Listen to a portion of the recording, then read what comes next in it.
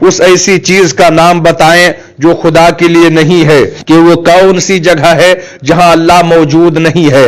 یا علی یہ بتائیں وہ کون سی چیز ہے جو رب کے قریب نہیں ہے۔ اے علی اس چشمے کا نام بتائیں جو زمین پر پہلی مرتبہ جاری ہوا، وہ کون سا پہلا پتھر ہے جو آسمان سے زمین پر اتارا گیا۔ یہ بتائیں وہ کون سی چیز ہے جو مسلسل کم اور زیادہ ہو رہی ہے۔ بولے یا علی یہ بتائیں وہ کون سی وہ دو چیزیں جو ہمیشہ غائب رہتی ہے، اور وہ کون سی دو چیزیں ہیں جو ہمیشہ حاضر رہتی ہے۔ اچھا یہ بتائیں زمین کا وہ کون سا حصہ ہے جہاں سورج کی کرنیں ساری زندگی میں صرف ایک دفعہ پڑی اور پھر کبھی نہیں پڑی۔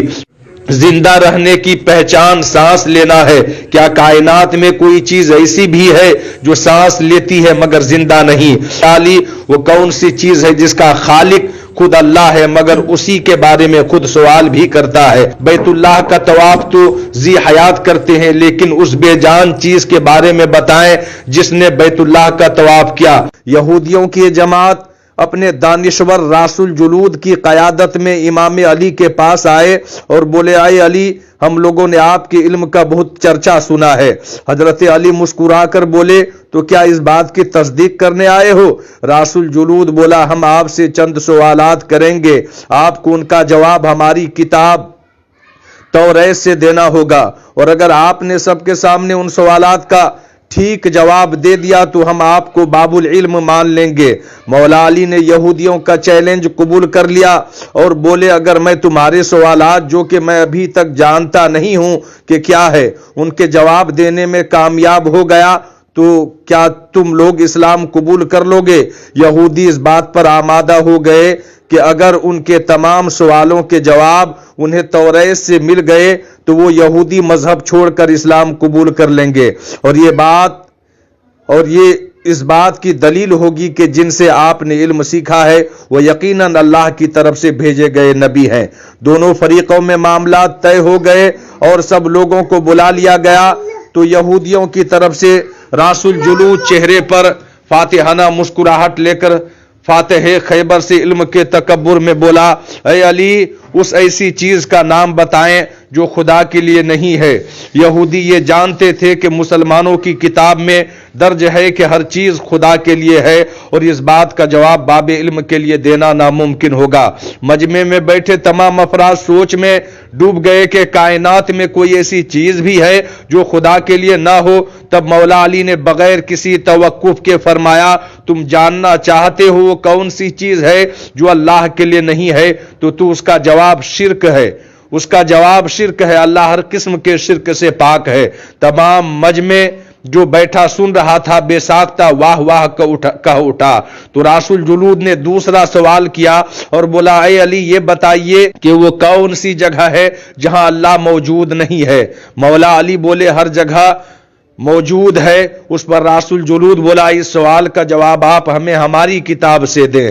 علی المرتضیٰ نے فرمایا کیا تمہاری کتاب میں یہ نہیں تھا کہ موسیٰ علیہ السلام کے پاس ایک فرشتہ آیا، آپ نے اس سے پوچھا کہ وہ کہاں سے آیا ہے تو اس نے جواب دیا کہ 7ویں آسمان سے آیا ہے۔ پھر ایک فرشتہ آیا اور اس نے پوچھا کہ وہ کہاں سے آیا ہے تو وہ بولا کہ وہ زمین کے 7ویں گہرائی سے آیا ہے۔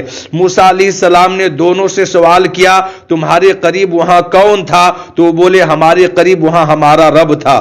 بس معلوم ہوا کہ بلندیوں کی انتہا ہو یا پستی کی انتہا رب ہر جگہ موجود ہوتا ہے۔ یہ جواب سن کر یہودی ششدر رہ گئے۔ تب مولا نے فرمایا پاک ہے وہ ذات جو کائنات کے ذرے ذرے میں ہے اور ہر چیز میرے رب کے لیے قریب ہے۔ تیسرا سوال یہودیوں نے پوچھا یا علی یہ بتائیں وہ کون سی چیز ہے جو رب کے قریب نہیں ہے؟ مولا علی بولے ظلم ایک ایسی چیز ہے جو میرے رب کے قریب نہیں ہے۔ تیسرا جواب ٹھیک ہونے پر راس الجلود تھوڑا پریشان ہوا اور اپنی حکمت عملی بدل کر علمی سوال کرنے کے بجائے مولا علی سے تاریخی سوال کیا اور بولا اے علی اس چشمے کا نام بتائیں جو زمین پر پہلی مرتبہ جاری ہوا۔ مولا علی بولے اس چشمے کو چھوڑو، پہلے یہ بتاؤ کہ تمہارے دل میں کیا ہے، اور تمہارے دل میں یہ ہے کہ وہ چشمہ بیت المقدس کی ایک چٹان کے نیچے ہے۔ راس الجلود کے منہ سے بے ساختہ ہاں نکلا تو مولا علی بولے آج اپنی اصلاح کر لو، کیونکہ زمین پر بہنے والا پہلا چشمہ وہ نہیں ہے جسے تم سمجھتے ہو، بلکہ زمین پر بہنے والا پہلا چشمہ وہ ہے جس سے حضرت خضر نے پانی پیا تھا اور اس سے آب حیات جاری ہے۔ یہودیوں نے اس جواب کے بعد ایک اور تاریخی سوال کیا اور بولے یہ بتائیں وہ کون سا پہلا پتھر ہے جو آسمان سے زمین پر اتارا گیا؟ اس سوال پر مولا علی بولے تم لوگوں کے ذہنوں میں پہلا پتھر وہ ہے جو بیت المقدس میں نصب ہے، لیکن تم یہ بات بھول جاتے ہو کہ خانہ کعبہ بیت المقدس سے کہیں پرانا ہے اور حجر اسود اسی وقت نصب کیا گیا جب خانہ کعبہ پہلی دفعہ تعمیر ہوا تھا، اور وہی پہلا پتھر ہے۔ یہودیوں نے آپ کے جوابات سن کر ہمت نہ کر سکے کہ انہیں غلط قرار دیں، کیونکہ آپ ان کے جوابات انتہائی دلیل کے ساتھ دے رہے تھے اور ان کی اصلاح بھی کرتے جا رہے تھے۔ تب ان کے رہنما نے ایک اور مشکل سوال کیا اور بولے یہ بتائیں وہ کون سی چیز ہے جو مسلسل کم اور زیادہ ہو رہی ہے؟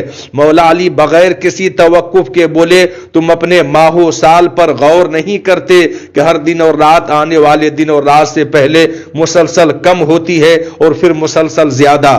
رسول جلود نے اس پر ایک اور سوال پوچھا، زندہ رہنے کی پہچان سانس لینا ہے، کیا کائنات میں کوئی چیز ایسی بھی ہے جو سانس لیتی ہے مگر زندہ نہیں؟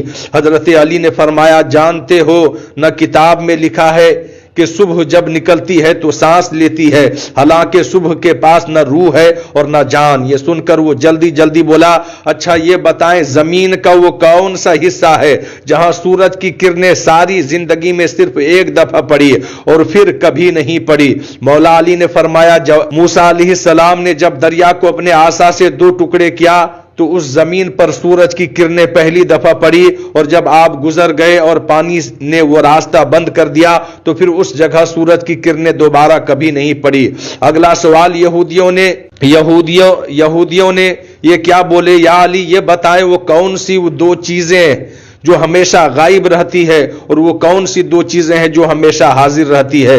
مولا بولے آسمان اور زمین کی طرف دیکھو، وہ دونوں تمہیں کبھی غائب نظر نہیں آئیں گے، وہ دونوں ہمیشہ حاضر رہتے ہیں، اور موت اور زندگی کو ڈھونڈو تو تم دونوں کو غائب پاؤ گے اور تمہارے پاس ان کا کوئی پتہ نہیں ہے۔ یہودی رہنما حیرت زدہ تھا، مگر اپنے اس سوال پر اسے یقین تھا کہ اسے اس کا جواب نہیں ملے گا، لہٰذا بولا یہ بتائیں یا علی وہ کون سی چیز ہے جس کا خالق خود اللہ ہے مگر اسی کے بارے میں خود سوال بھی کرتا ہے؟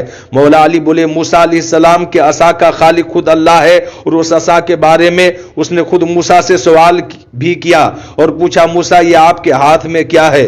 پھر یہودیوں نے اگلا سوال کیا بیت اللہ کا طواف تو ذی حیات کرتے ہیں، لیکن اس بے جان چیز کے بارے میں بتائیں جس نے بیت اللہ کا طواف کیا؟ مولا علی بلا توقف بولے کشتی نوح ایک ایسی بے جان چیز ہے جو طوفان کے دوران اس مقام پر پہنچی جہاں بیت اللہ ہے تو اس نے اس کے گرد 7 چکر طواف کیا۔ رسول جلود نے باب علم مولا علی سے کئی سوال کیے اور تمام جواب آپ نے بالکل ٹھیک بلا توقف دیے تو مجمع میں بیٹھے ہوا ایک یہودی بولا حضرت لوگ تو ہر سوال پر سوچ کر جواب دیتے ہیں، آپ تو ہر سوال کا جواب بلا توقف دے رہے ہیں۔ اس پر مولا علی نے فرمایا تمہارے ایک ہاتھ میں کتنی انگلیاں ہیں؟ تو وہ فوراً بولا 5۔ اس پر مولا بولے مجھے بھی تم لوگوں کے سوالوں کے جواب ایسے ہی معلوم ہے جیسے تمہیں پتا ہے کہ تمہارے ہاتھ میں 5 انگلیاں ہے۔ یہودی نادان نہیں جانتے تھے کہ باب العلم کے پاس کائنات کے رازوں کا علم ہے، لیکن جب انہیں تمام سوالات کے جوابات ٹھیک مل گئے، رسول جلود سمیت تمام گروہ نے کلمہ پڑھا اور دائرہ اسلام میں داخل ہو گئے۔